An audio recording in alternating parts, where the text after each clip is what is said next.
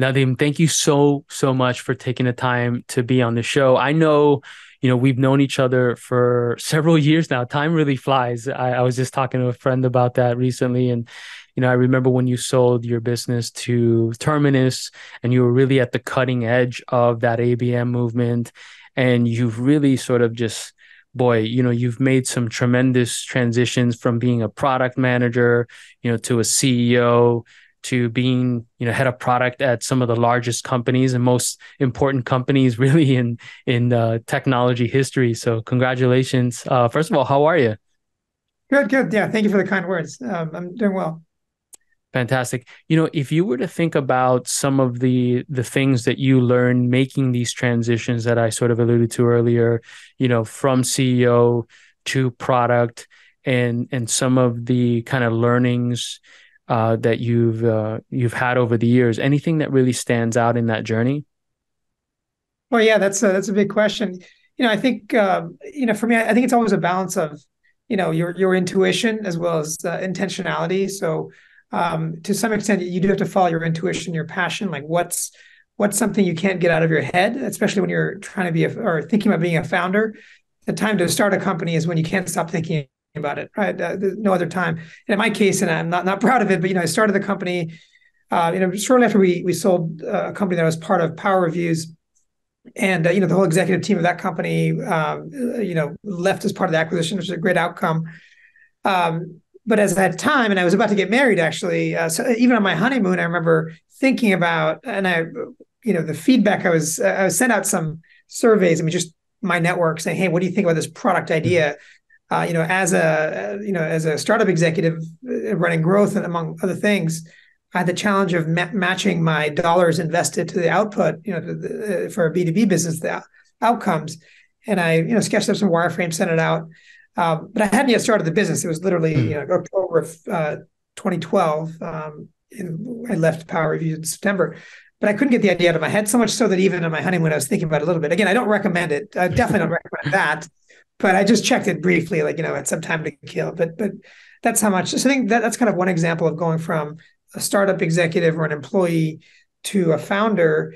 It's got to be something that you could do for the rest of your life. That's the Yeah. standard it should have, right? And chances are you won't be doing it the rest of your life, but that you should be thinking about it that way. If it goes well, you will be. So that's kind of one thought of transition. And so fast forward, Power Bright Funnel company started, incorporated January 2013, and that got to 5 million ARR, give or take, 40, 50 employees before we sold the company.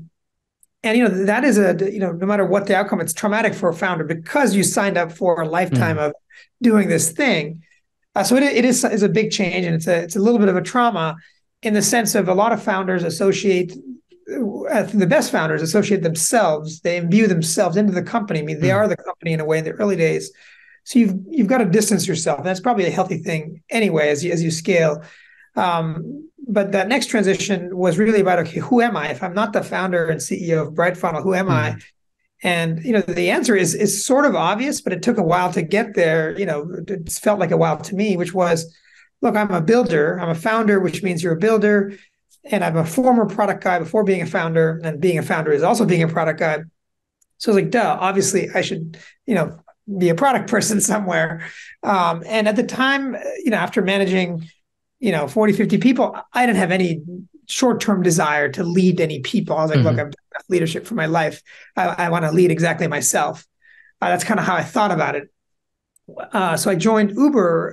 That transition was about, what do I want to learn? Again, the next question was, okay, who am I? But then it was, okay, what do I want? Like, what's important to me? Because that changes over time. And at that stage, what was important to me was to learn, right? As a startup CEO, which is just an amazing role and a lot of responsibility and a privilege and a lot of pressure. But you're teaching, you're certainly learning about certain things, but you're not learning in the traditional sense of, a new topic or a Mhm. new, you're learning by doing, right? You're learning how to manage people by making mistakes, or you're learning how to raise money by screwing up or whatever, right? But I wanted to learn about technology and about new domains. And for me, that Uber was the perfect place for that, because it's, what don't you have as a startup founder? Well, you don't have a ton of cash. you don't have a ton of people, you don't have a ton of data, especially for a startup working in the ML/AI space. And 2018 Uber had all of those things, right? Literally the most interesting data set, I would argue, known to man until that point, Yeah. right? Especially all the geo stuff. Amazing data sets, right? Yeah. And Uber at the time was spending, now it's known, right? It's spending $1 billion a year on growth, right? On acquisition of riders and drivers. And my original mission was to go basically build something like a Bright Funnel, which is B2B, same problem definition, very different solution inside of Uber. I sort of joined this team that already existed, the ad tech team. But day one, I mean, there was dozens of data scientists, for example, that had stuff we could work with them on. We worked on lifetime value, all sorts of cool stuff.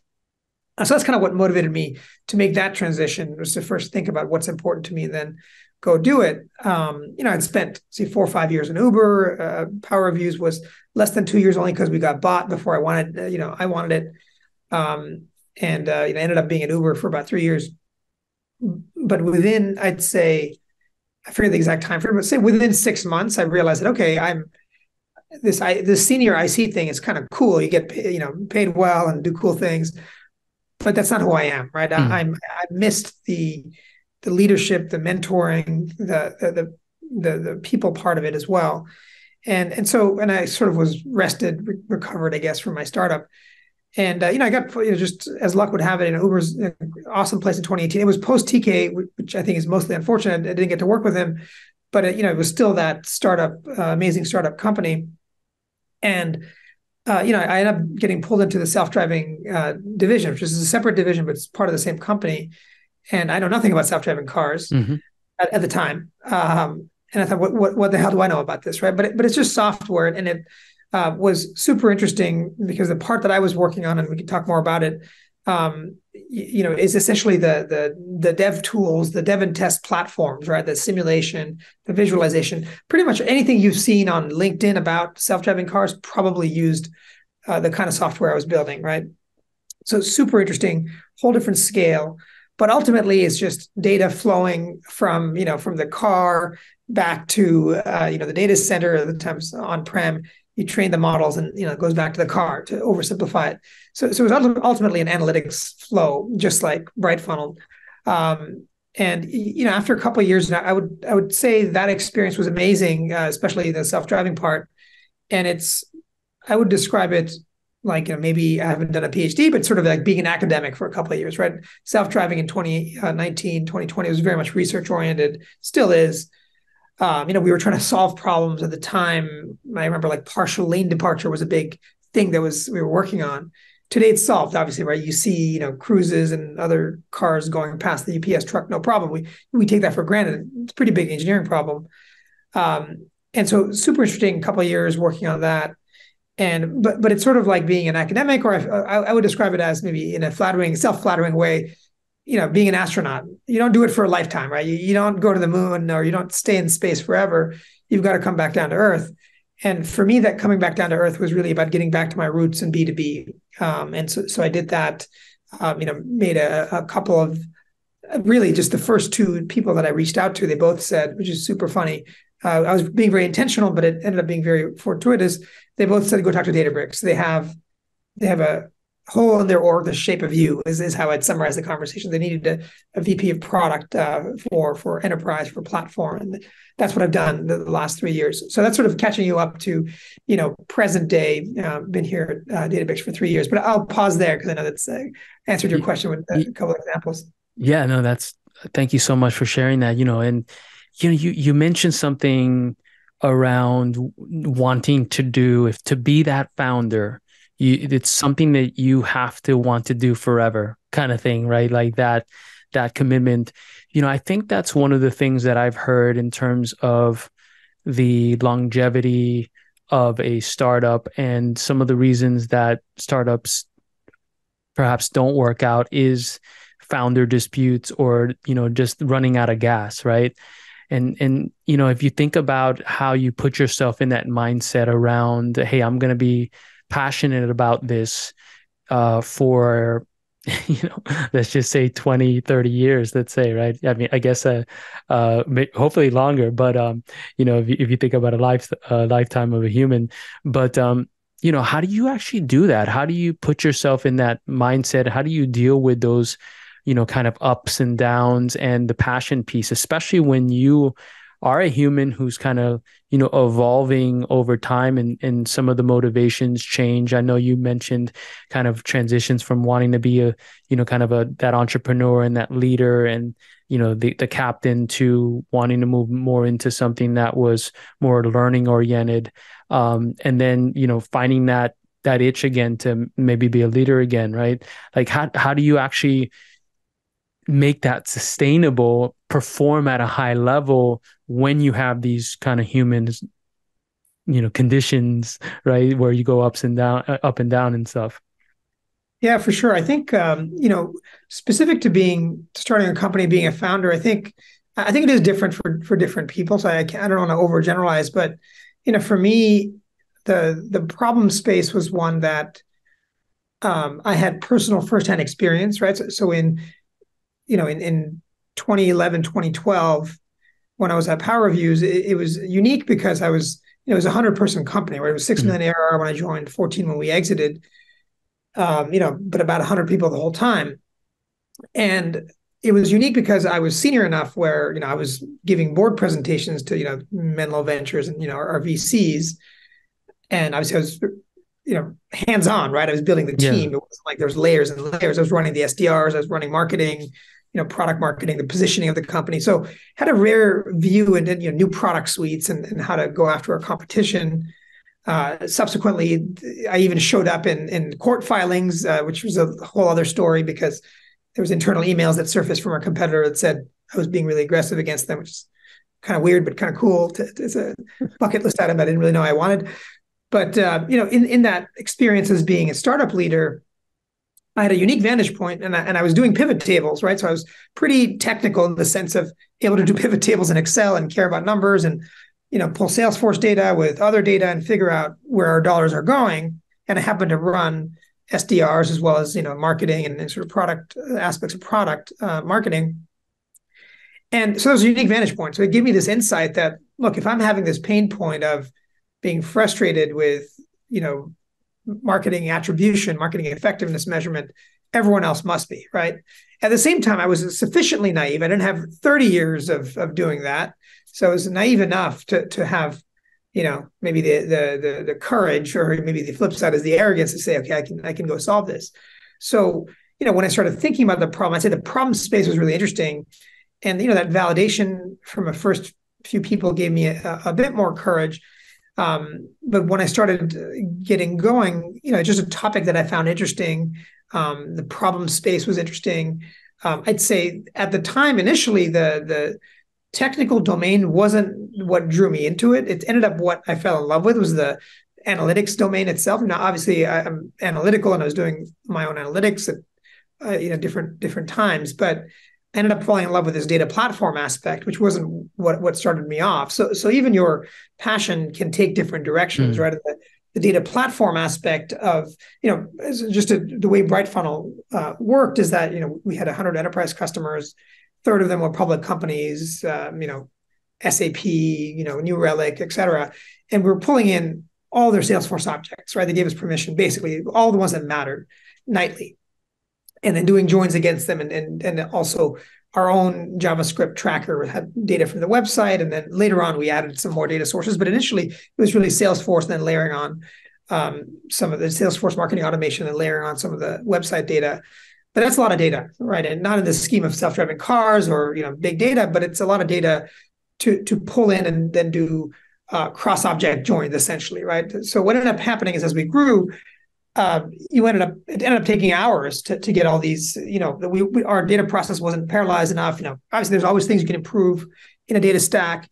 We were figuring out our data engineering while we're building the business. And so, but the pain of that was something that I remember. And so later on, within Uber, when this self-driving car thing came up, it made sense to me, right? It made sense to me that the platform itself, how you simulate the driving environment, how you test your autonomy software, that's a really important area. and there's a lot of value that a product thinking could put on it. So it's a long way of answering that. I think it is different for different people, but you should be cognizant of what gives you energy, right? Mm, What problems give you energy? What people give you energy? And to me, that's, your original question was really about motivation. And I think the way I heard it was, hey, what are some things I can do, some habits or practices to stay motivated, stay focused?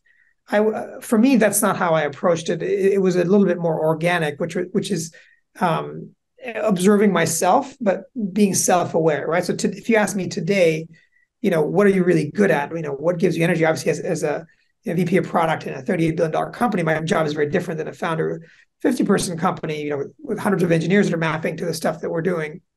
But I come back to what gives me energy as a product person is solving customer problems, right? mm, So it does come back to me. These are different problems, right? Now, these are large drug companies, the world's largest banks, right? They're solving BI problems, or they're solving or robotics problems also, right? It's all the full gamut of things that I've done the last 10 years before this, Databricks is doing. But the way I motivate myself here is a little different, right? From the external side, it's about what are the customer problems. So I found that staying close to the customers is what is important for me. And that's hard to do when you've got multiple levels of management below you, right? And so you've got to figure out as an executive, what is that for you? And for us, we have a really strong culture of customer obsession, and the mm. product managers take customer notes, and I read them, right? And to me, I read them. I join some customer meetings because there's things that, with, I don't know, 20 years of product experience, there's things I'm going to hear that, a product manager with expertise in one area is not going to hear. So there's always value in getting the direct verbatim customer feedback. That's kind of something, because as you abstract the customer input into artifacts, right? PRDs, design docs, and then the product, you're going to, you literally abstract it away with more and more customers. And it's important not to lose sight of the actual anecdote, right? Not the data, but the individual conversation that makes up all that data. And I think, to me, that's what gives me energy and gives me motivation here. Wonderful. Quick question here. I know we're running up on the top of the show here, but if you had a one tip that you had to sort of isolate around, a best practice around aligning, go-to-market functions around a product launch, like one tip that, I know there's plenty of kind of directions here, but if you had to isolate one tip, what would that tip be? I think for B2B products, oftentimes there's multiple uses, multiple user types. So just figuring out, what's the job to be done for the customer or the user, right? We're launching this new product. It does X for Y person, right? It just, nothing complicated, but it's what job is it part of, right? It's not by itself the job to be done, but it's part of this problem they're solving. Really understanding that and figuring out what is the value your product is adding there. And on the go-to-market side, making sure the team is aware of that. And you mentioned product-led growth earlier. If you have a PLG motion, mapping to that job to be done, right? If you have a free trial, but it's generic and it doesn't do anything for any of your user types or any of the jobs to be done, that kind of sucks, right? Mm, It's much better to have a PLG motion that only works for a certain segment. Maybe it only works for SMB, right? For enterprise, it's just not going to work because they're not going to be connecting their enterprise, Active Directory, IAM systems, whatever, right? So just being intentional about that and thinking, okay, who is this for? Who is it not for? What do we want to accomplish from it? And then making sure on the go-to-market side, folks who are aware of it, they get some of the signals, right? That mean that this person is getting value, that they're serious. I think that's a very generic answer, but hopefully yeah. that gives you some framework to think about it. Awesome. Nadim, thank you so much for your time. Very much appreciated. And congratulations on all your success over the years. And if folks wanted to connect with you on social media, would LinkedIn be the best channel to reach you? Yeah, LinkedIn or I'm on LinkedIn. You can follow me there if you know each other. So you can add me on Twitter. I'm pretty active, tech, SF, random topics, but I'm at Nadim Hossain, one word. Awesome. Great. Well, thank you so much and have a wonderful day. Thanks.